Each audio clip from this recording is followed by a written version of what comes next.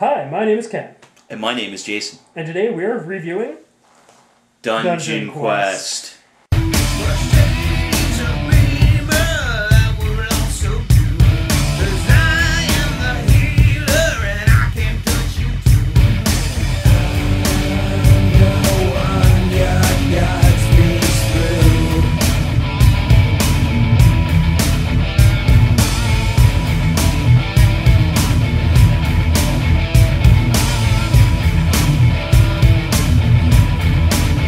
So just as a reminder to anybody who's local to the Halifax area, Boardgasm is going to be on January 22nd at Quantum Frontier, a local friendly gaming store. You can visit us at boardgasm.org for more information on that.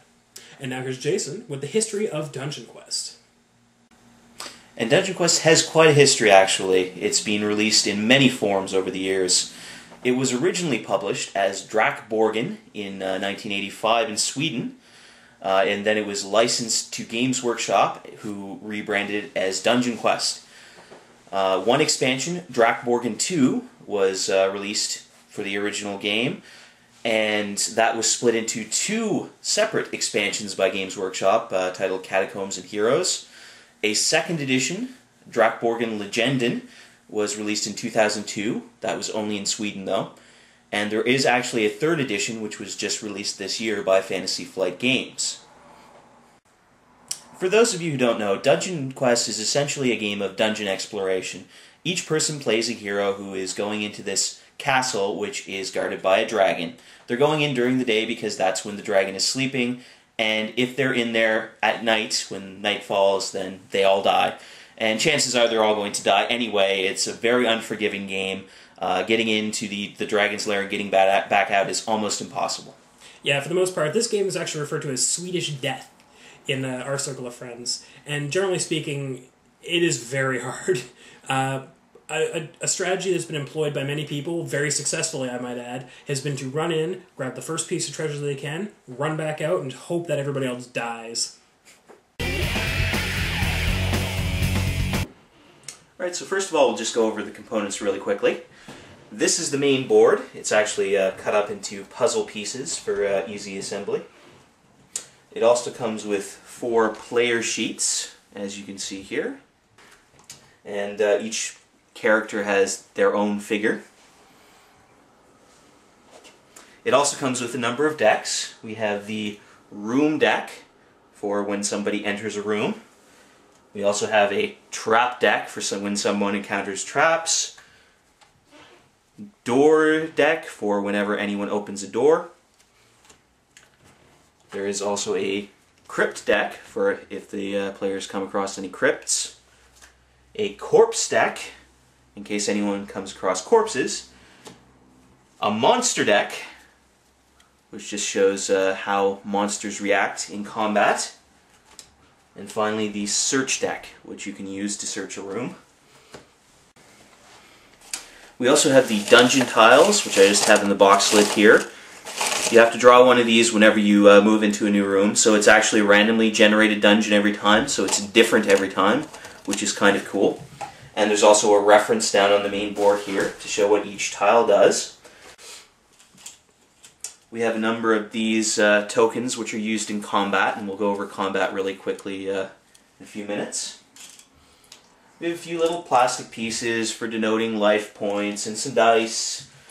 We also have treasure tokens that you can get from the dragon's lair and magical rings. Each player starts with one of those. And finally, we have the dragon tokens. These are drawn when you're in the dragon's hoard to see if he comes awake, and if he does, then you lose a lot of life and probably die.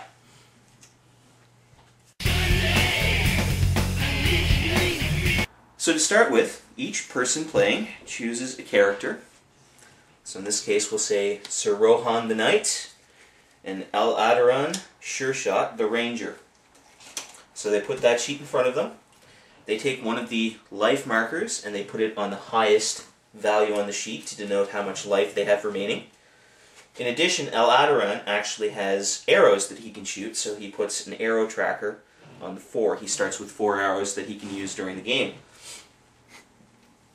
They then find the figure matching their character, and they place them in one of the tower rooms on the corner of the dungeon, as I've done here. Then, finally, they select one of the rings at random, and they are ready to go. So as far as gameplay goes, the game actually goes very quickly, turns happen very quickly, and that's a good thing in this game. So at the start of the first person's turn, that's the first player who actually has a turn in the game, you're always going to move the sun token one space over. Now, in the event that it gets all the way over to the skull at the other end, then everyone who is still in the dungeon just dies. They automatically lose, and the only people who can win are the people who have already gotten out. So after the sun track is moved or isn't moved, depending on whose turn it is, each player can choose to either move or they can search a room. There are a few other actions that may come up depending on where they are, but we're not going to really go over those in depth. So if the person chooses to move, they simply take their miniature, they move it into an empty slot, or into a slot that has a room that's already been played that they can legally move into. If it's an empty slot, then they actually have to randomly select a room tile from here. So I'll do that now. Each room tile has an arrow on it. This arrow has to be placed so that you're entering from that direction. In many cases, this may lead to dead ends. In fact, in this case, it leads to a dead end here. That's fine, that's the way the game is supposed to work.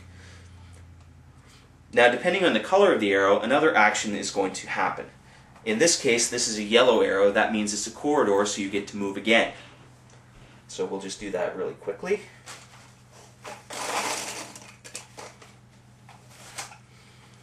And again, you place the room tile so the arrow is pointing into the room. Okay. So in this case, this room has a white arrow leading into it.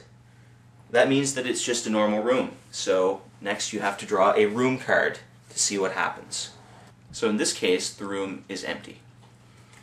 Right, so just as an example of some of the other rooms that might come up, this is a trap room. When you enter into this room, you immediately have to draw a trap card, and you will probably be losing a lot of life. This is called a Chamber of Darkness,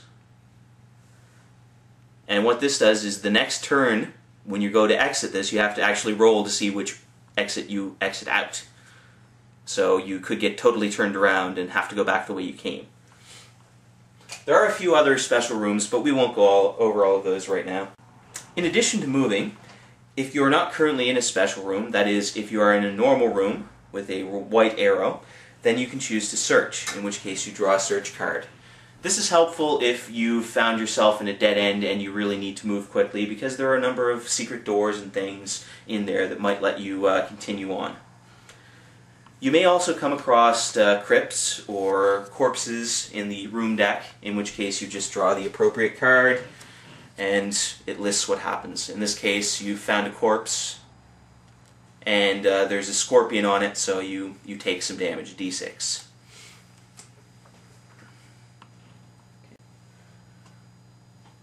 In the event that you actually make it into the center with the dragon's hoard, then each turn, instead of moving, you can choose to draw treasure tokens. So that's just these tiny tokens here. So you get to draw 2 of these per turn. Immediately after you draw the tokens, you have to select from the dragon token pile.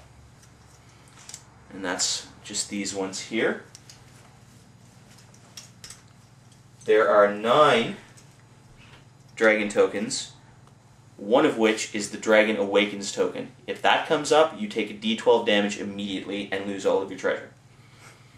It should also be noted that these tiles do not go back into the pile as long as you remain in the room, so the longer you stay there, the more chance that you will get burnt to a crisp. So the game ends immediately as soon as the sun track gets to the end, or as soon as everyone has either died or left the dungeon. At the end of the game, Whoever has left the dungeon with the highest value and treasure wins. Now, before we go into sample turns, I just want to go over combat really quickly. It's a pretty simple system, but I don't really like it personally. You can draw your own judgment, I suppose. Basically, each person is going to get a set of 3 tokens. Can you see those? Mm-hmm. Mighty Blow, Slash, and Leap Aside. Each player selects one secretly and places it face down somewhere on the board. And once both players have selected their tokens, they flip them over and compare them. There's a chart here which determines what happens, so each person can take a damage, or the adventurer can take a damage, etc.